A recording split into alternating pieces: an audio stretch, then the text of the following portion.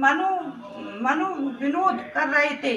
तभी देवी पार्वती ने अपने हाथों से भगवान शिव के नेत्र कुछ पल के लिए बंद कर दिए।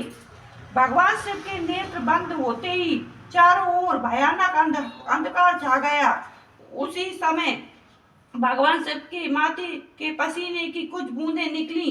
जैसे ही वे बूंदें धरती पर गिरी, तुरंत एक जटाधारी काला विकराल डरावना राक्षस वहां उत्पन्न हो गया और वहां जोर जोर से हंसने लगा।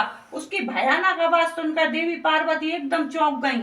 एकाएक उनके सामने यह भयानक जीव कहां से प्रकट हो गया।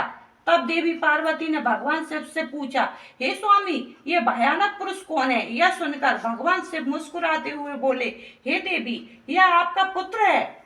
जब आपने मेरी आंखें बंद की उस समय मेरे माथे से कुछ पसीने की बूंदें गिरी, उसी से यह प्रकट हुआ है।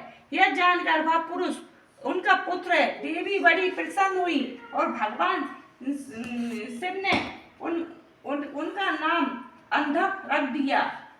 उसी समय हिरण्य नेत्र नामक एक राक्षस पुत्र की प्राप्ति की कामना मन में लेकर वन में घोर तपस्या कर रहा था। उसकी तपस्या से प्रसन्न होकर भगवान शिव उसे वरदान देने के लिए गए। उसने भगवान शिव से एक बलवान और वीर पुत्र की प्राप्ति की इच्छा प्रकट की। भगवान शिव ने कहा, हिरण्य नेत्र, मेरा पुत्र अंधक बड़ा ही वीर और बलवान है। तुम चाहो तो मैं उसे तुम्हें सौंप सकता हूँ।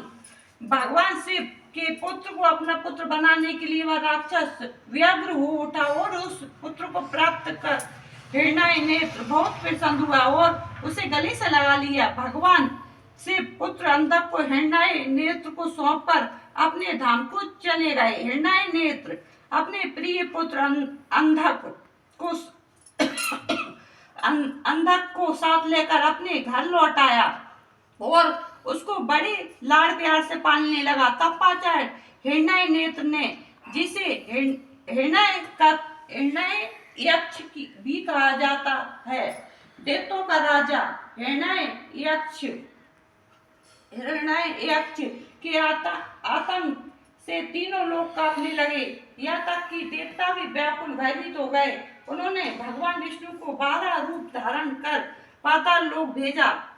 क्रोधित श्रीधरी ने हिरण्याक्ष का वध सुदर्शन चक्र से कर दिया। तपज अंधक का राज्याभिषेक करवाया। सभी देवता भय मुक्त होकर बड़े प्रसन्न हुए और भगवान विष्णु की जय जयकार करने लगे। भगवान श्री हरि विष्णु आशीर्वाद देकर वैकुंठ धाम को चले